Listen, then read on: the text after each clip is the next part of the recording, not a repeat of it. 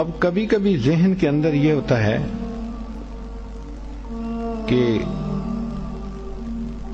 میں لوگوں سے دعا کرواؤں،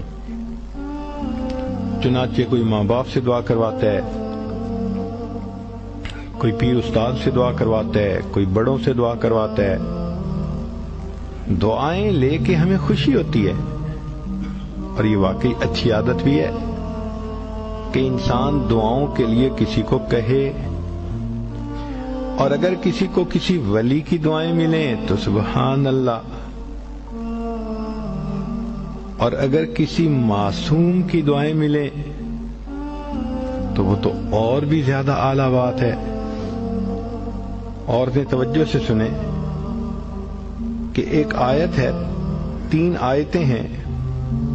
معقل بن یسار رضی اللہ تعالیٰ عنہ فرماتے ہیں کہ نبی اسلام نے بتلایا کہ جو شخص ان 3 آیتوں کو صبح اور شام پڑھ لے گا تو 70,000 فرشتے اس کے لیے دعائے رحمت کریں گے. ایک ولی تو پھر بھی ولی ہے، کتنے گناہ ذمے ہوں گے چھوٹے یا بڑے، مگر فرشتے تو معصوم ہوتے ہیں.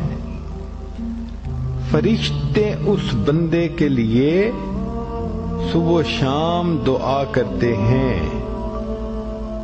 تو حدیث پاک میں ہے کہ جو شخص صبح کو 3 آیات پڑھے تو شام تک فرشتے 70,000 فرشتے رحمت کی دعا پڑھتے ہیں، اور اگر شام کو پڑھے تو صبح تک 70,000 فرشتے دعائے رحمت کرتے ہیں. اور اگر اسی دن اس کا وہ فوت ہو جائے تو اللہ تعالیٰ اس کو شہادت کا رتبہ عطا فرماتے ہیں. اب یہ 3 آیتیں سن لیجئے. هو اللہ الذی لا الہ الا ہو عالم الغیب والشہادۃ هو الرحمن الرحیم. پہلی آیت، هو اللہ الذی لا الہ الا هو الملک القدوس السلام المؤمن المہیمن العزیز الجبار المتکبر سبحان اللہ عما یشرکون. یہ دوسری آیت. تیسری آیت، هو اللہ الخالق البارئ المصور له الاسماء الحسنى یسبح له ما فی السماوات والارض وهو العزیز الحکیم.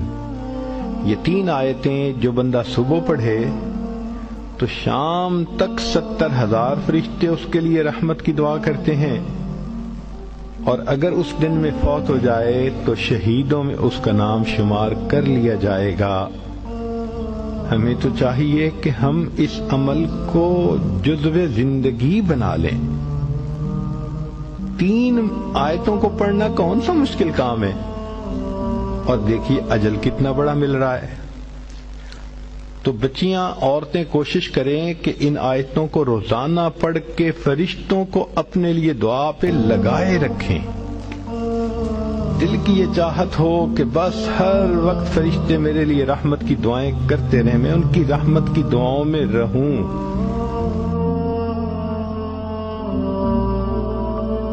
ویڈیو کا اختتام ہوا. ویڈیو اگر پسند آئی ہو تو برائے کرم لائک اور شیئر کیجیے. مزید اس طرح کی ویڈیوز دیکھنے کے لیے چینل کو سبسکرائب فرما لیجیے. شکریہ.